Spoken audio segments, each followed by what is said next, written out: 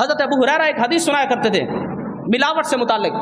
آپ فرماتے تھے اللہ کے نبی نے فرمایا, طبرانی شریف کے اندر روایت ہے, حضور علیہ السلام نے فرمایا ایک بندہ تھا شراب بیچتا تھا. پہلی امتوں میں شراب پینا جائز تھا, بعد میں حرام ہوئی. وہ شراب بیچتا تھا. شراب بیچنے کے لیے جب جاتا تھا تو راستے میں دریا آتا تھا, کشتی میں وہ سفر کرتا تھا, تو دریا سے کچھ پانی اس شراب کے اندر ڈال دیتا تھا, پانی لیتا شراب کے اندر ڈال دیتا.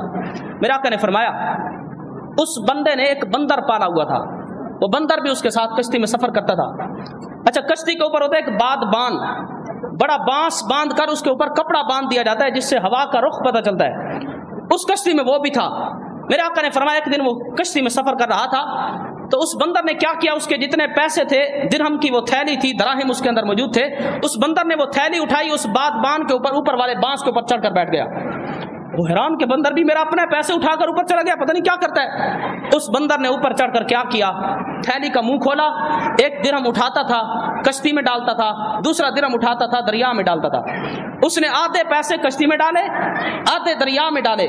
یہ پورا واقعہ میرے آقا نے سنایا. سنا کر کیا ثابت کیا, حضور اپنی امت کو یہ بتانا چاہتے ہیں کہ جو ملاوٹ کر کے حلال اور حرام کما رہا ہے اس سے تو وہ بندر سمجھدار ہے, وہ جانتا ہے کہ تیرا کتنا پیسہ ہے اور دریا کا کتنا پیسہ ہے. تو نے جو دریا سے پانی اٹھا کر شراب میں ڈال کر لوگوں کو ملاوٹ والا مال بیچا تھا, میرے آقا نے گویا یہ سمجھا دیا اس ملاوٹ کرنے والے دھوکے باز سے وہ بندر بہتر تھا جو جانتا تھا کہ اس کا حلال کا پیسہ کتنا ہے اور حرام کا پیسہ کتنا ہے. اس نے حلال کے کشتی میں ڈال دیے اور حرام کے پیسے اٹھا کر اس نے دریا میں ڈال دیے.